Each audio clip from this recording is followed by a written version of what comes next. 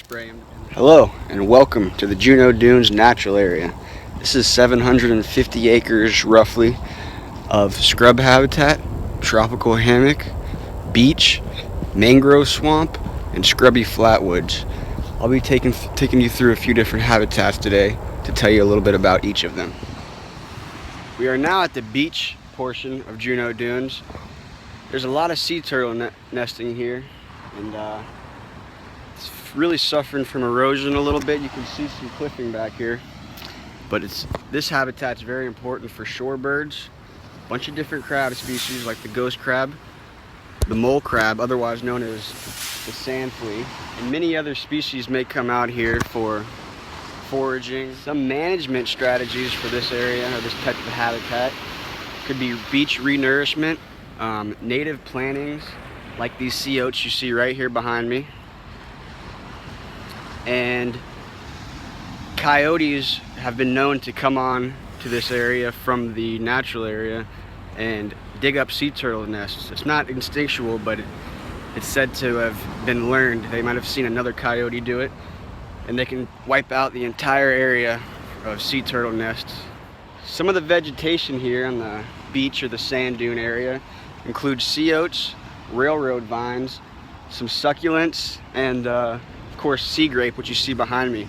And that helps a lot with building up the structure of the sand dunes and preventing erosion. The vegetation actually helps to catch the sand when it blows by and drop it to the ground, helping to build that sand dune.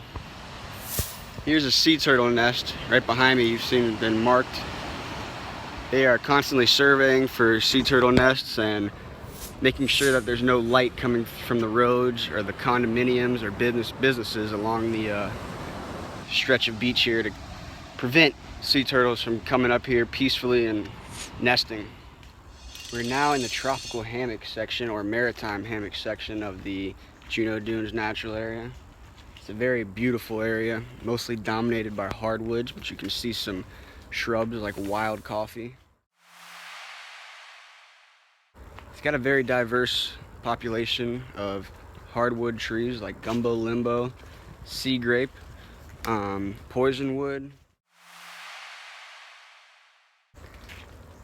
live oak, strangler fig. A lot of these trees have fruit which birds and other animals may come to feed on. A lot of insects. The tropical hammock is a very endangered habitat. It's prime development area. It's high and dry area with good solid sandy soil, and a lot of forests like these have been torn down and turned into mansions, condominiums, businesses, roads. Here's the gumbo limbo, otherwise known as the tourist tree, because it has a red scaly bark, much like a tourist or skin. It's a little wet right now, so you can't see it that good. We also have another hardwood here, a live oak, very beautiful tree. It can potentially grow very big. And then we have another native species, the strangler fig right here, another one that can potentially grow very large, and it also has a good fruit for a lot of animals like squirrels and birds. Here's another good example of Hercules club. It's got thorns all up and down the trunk. It's not a tree you want to actually bump into out here. Also the poisonwood. Definitely avoid that. It's got worse effects than poison ivy. And it's found very commonly in here. I saw some, but it was a little too hard to get to. The biggest thing in management with the tropical hammock is invasive species. They would love to get into this soil. Nice moist soil, little patch of sun is all they need. And they constantly have crews come here searching for the invasive species, and they either pull them or spray them depending on what type of species it is. And also photo monitoring is something they do to see the changes in the habitat year after year. We have finally arrived at the scrub, also an endangered habitat due to those big things back there you see have basically taken over all this habitat. And This is home to a lot of indigenous species to the Florida scrub, so I consider it an endangered habitat as well as the tropical hammock. You can see you got roads going on each side of it, condominiums all around us, and this is one of the last portions remaining in Palm Beach County. So it's very important, a lot of management, a lot of important species here. It's dominated by this very low, scrubby vegetation, mainly palmetto, scrub oaks,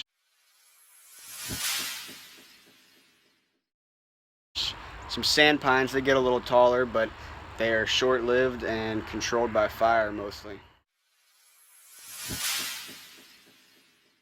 But it's a very hot and dry environment.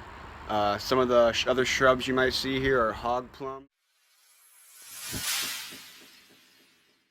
stinging nettle, and smilax vine.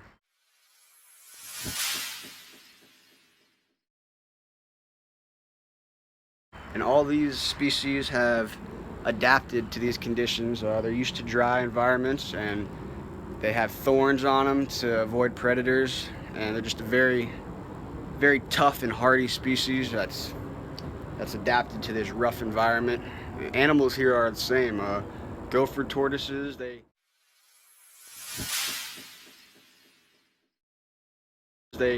get all their water from the vegetation that they eat. They store it in their system, and that's the reason you should never mess with them, because if they get scared, they expel all of their urine, and if they can't find enough water shortly after that, they might die from dehydration. So just something to know if you're ever at the scrub or you ever run across a gopher tortoise. Give them their space. Like I said, there's some species that are indigenous to the Atlantic coastal ridge or Florida's scrub habitat that are found here. One is the four-petal pawpaw, and it's only found in Martin County and Palm Beach County in these types of environments.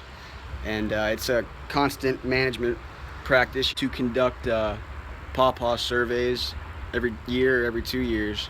And also the Curtis's milkweed,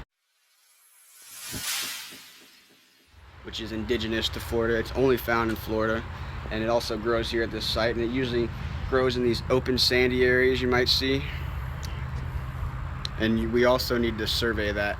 One of the most important management strategies for this type of habitat is probably prescribed fire. It's recommended every 5 to 20 years for these sites, and what it does is it keeps this tall stuff from growing up and shading out the lower things, like the herbaceous plants that the gopher tortoises feed on, and other animals that live here. And it keeps a lot of the dominant species in check to allow for those more tender plants to grow. Also, invasive species are another problem here. There's these perfect open sandy areas which provide perfect habitat for a seed to fall and sprout, and it's a constant battle trying to keep the invasive species in check here. Scrub jay is a species of concern that's only found on these scrub sites, and it's a very hard species to monitor because they're very secretive and they're hard to find. And actually, the surveys are done by hearing for their or listening for their calls. They're known to have different calls, but it changes within the communities. And the rough green snake is another species that you might find here, that they prefer these dry, scrubby habitats.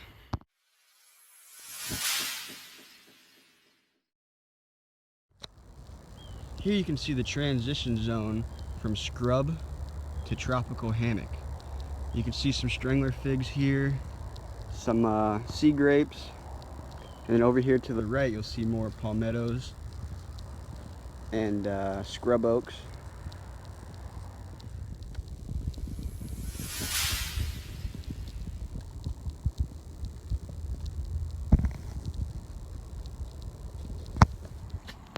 We're here at the mangrove swamp, and a mangrove swamp is an estuarine tidal swamp with halophytes, or otherwise known as salt-tolerant trees. You'll see all three species here, the red, white, and black mangroves.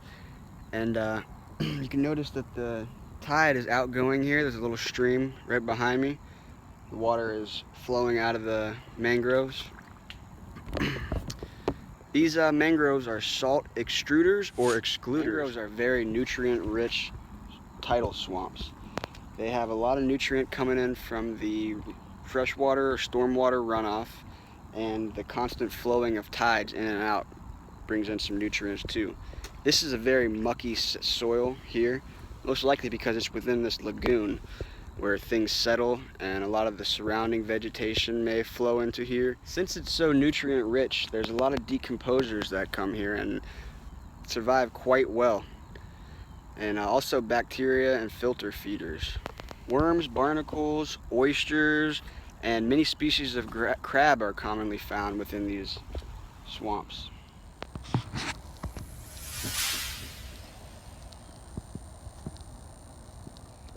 Mangrove swamps are ideal nurseries for small fish because the red mangrove prop roots provide great shelter. And there's a lot of small organisms for the juvenile fish to feed on. The mangrove gribble is one of the biggest threats there are for red mangroves in this area.